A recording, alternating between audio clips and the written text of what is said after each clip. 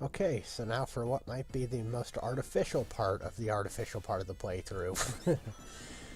I practiced and practiced and practiced a very specific route through Sandopolis Act 1. Not because I necessarily hate this level, but because I wanted to find as many secret rings here as possible. And I had a path that could take me to 3 of them, and I just happened to need 3, so it worked out perfectly. I don't hate Sandopolis, I just don't like it. It's kind of bland and boring, so if I can get 3 of them out of the way here, then it at least makes it entertaining for me to play it, to have it memorized in a specific way, and it gives me a break from the aesthetic at least 3 times, so I was really lucky to have found all 4 of the emeralds that I did in Mushroom Hill. Because I don't actually know if I find any secret rings after Sandopolis Act 1. I don't remember.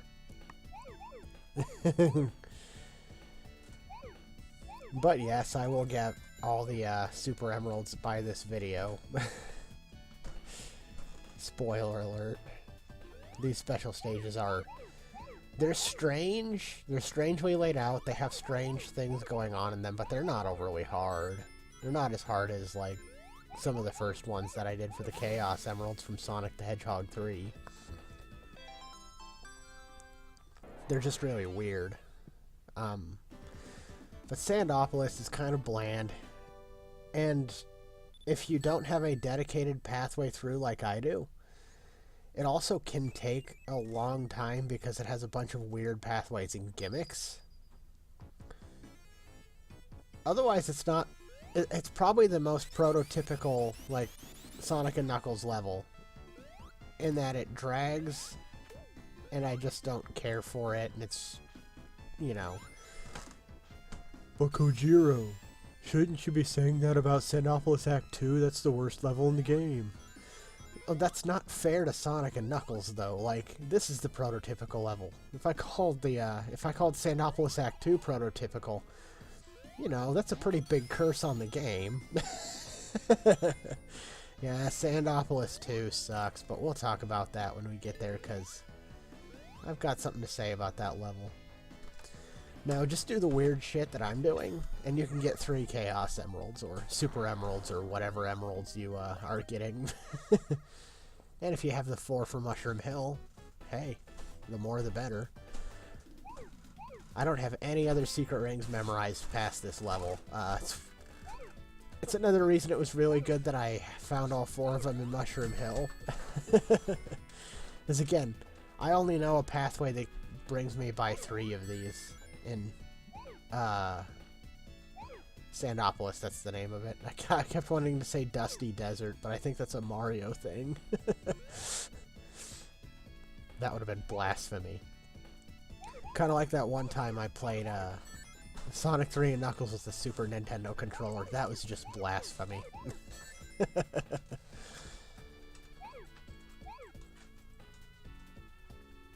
This one's a little strange. It looks a little strange, like it might be hard, but it's actually pretty straightforward.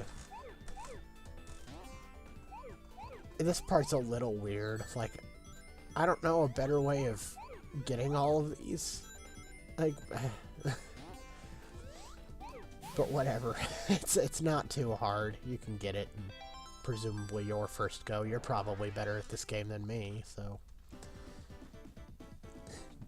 I believe in you. Just like Bob Ross believes in us when we try to paint.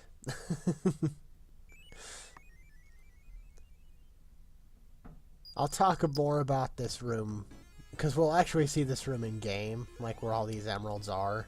So I'll talk about that more when we get there, though I might, maybe not. I should probably talk about it after the next special stage, because we're barely in it when we get there. Because it's actually in one of the levels that we'll be in. I'm there briefly, so I'll probably talk about it soon here. Yeah, look at them mad skills.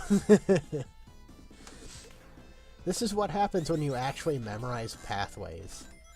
Like, you get so good at doing that pathway because you know where everything is and you know how to do it. Stop here so that you can go down here. Yeah, like, I don't know, the secret rings feel harder to find in Sonic and Knuckles as opposed to Sonic 3, so maybe that's why the levels are easier. It's just because it's harder to find them. It's kind of a compromise sort of thing. But this is it, the last one. After this, we're going to unlock Hypersonic, not Supersonic. We don't get Supersonic back. And this level has a little bit of a bug. It's kind of strange and it's not game-breaking. It's just kind of a silly thing that happens every time. I'll talk about it when I get there. It's a really weird level. Like, it's pretty straightforward. Oh, and it's the one that I was thinking of when I kept saying that there was a jump you had to do and you'd end the level backwards. Yeah, this is the one. I'll also point that out. If you even remember me talking about that anyway. Okay, so right here, that's not supposed to happen. You know, it turned some bumpers into rings. There was no reason for that to happen. I don't know what's with that, but it happens. And for the last one, you have to jump. I mean, you'd obviously know that the second time, maybe even the third time, because you might have forgotten. But yeah, that's a little weird. Maybe a little messed up, but I mean, you don't need to get the perfect or anything to get the emerald. So, but this room is the Shrine of the Master Emerald. So the reason the floating island can float is because the Master Emerald is here to let it float. It sank into the ocean, or, well, it fell into the ocean because the Death Egg is apparently too heavy for it. I don't know how that works because this place has mountain ranges and stuff, so a space station shouldn't be too bad, even if it's the size of a small moon.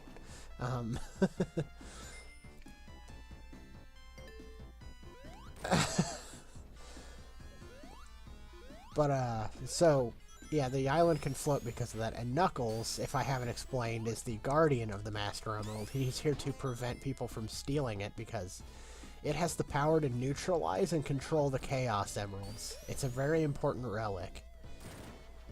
And he's the guardian. And Robotnik has him convinced we're trying to steal it, despite the fact that he showed up with the army. Well, he probably showed up just to tell him that he was trying to repair a station and, you know, he wants to get off. Off the island, off the island. Oh god, I realized what I just said.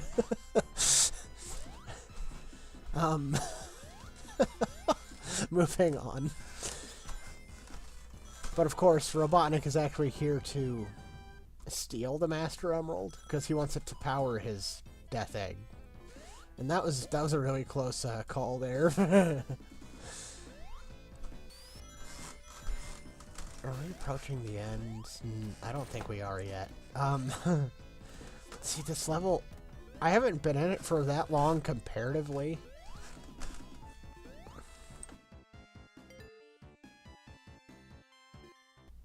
Sorry about the interruption. It's apparently throw your weight around and push tables across the floor day to the people upstairs.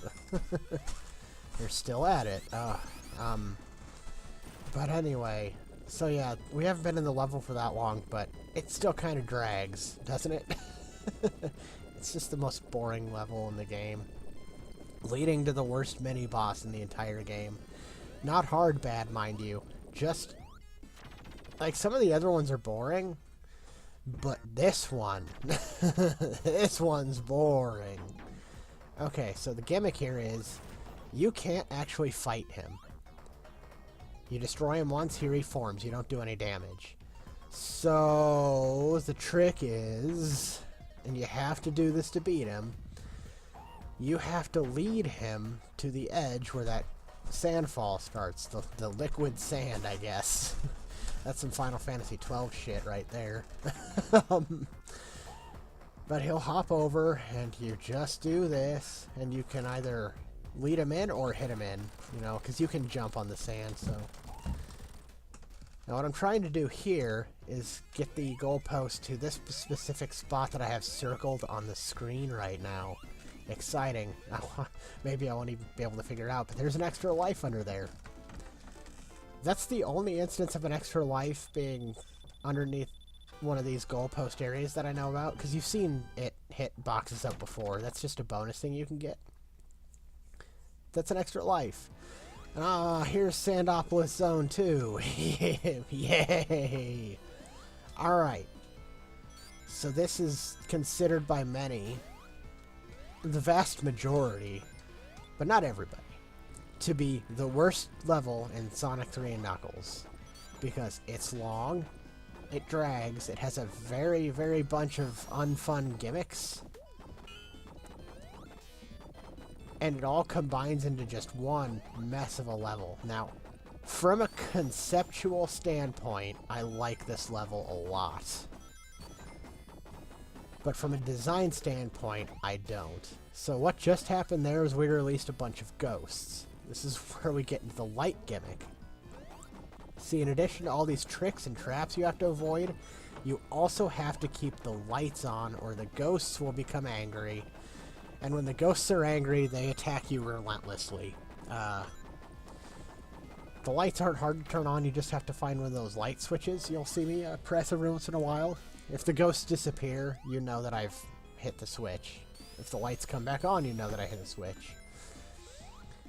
All of this combines into a really bad level. And it's... Like I said, I like it conceptually.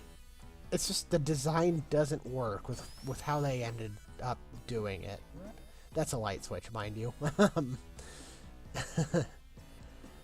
So this level is part of the reason that I don't really ever play Sonic 3 and Knuckles. It's why I don't really play the Sonic and Knuckles levels. It's because this one kills my interest. Like, take this jaunt into this bonus game. I just wanted a break from Sandopolis Zone 2 and was going to see if I could get an extra life. And I did. And unfortunately I, was able to get a repeat, but... Alright, back to it.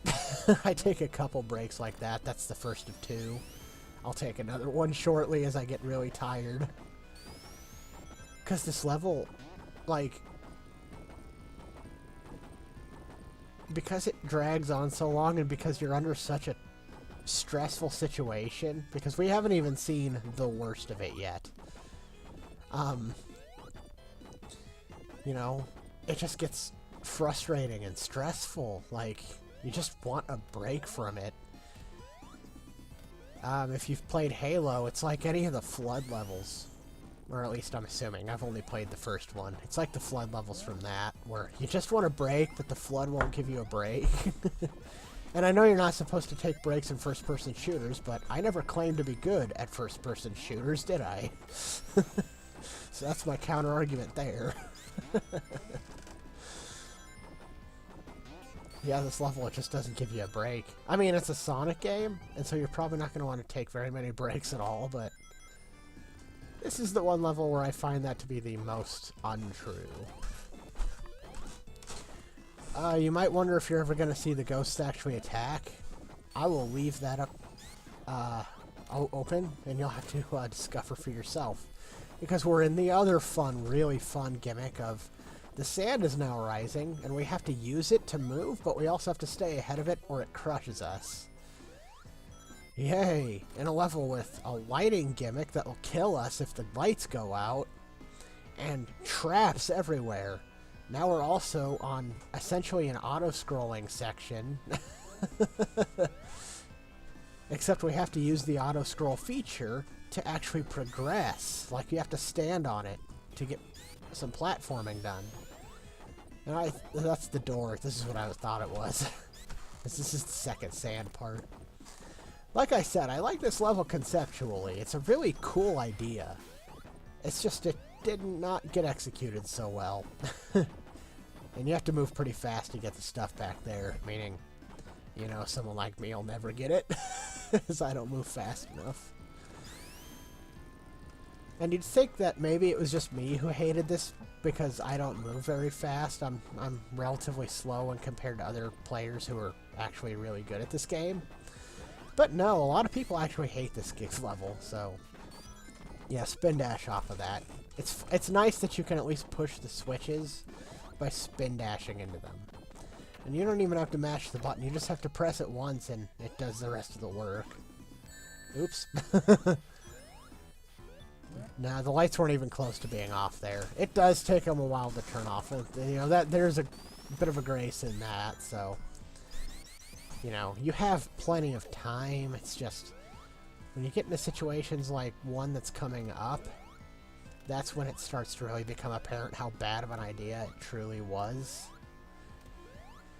Honestly, if they put more light switches and reduced the amount of time it takes to get dark, I think the level might actually have been better for it.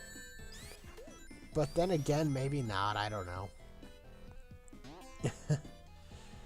And this level, man, it just takes you all over the place. I don't actually know if there are any bonus, or, you know, I don't know if there are any multiple pathways in this level. Like, I always end up taking the same one, it seems.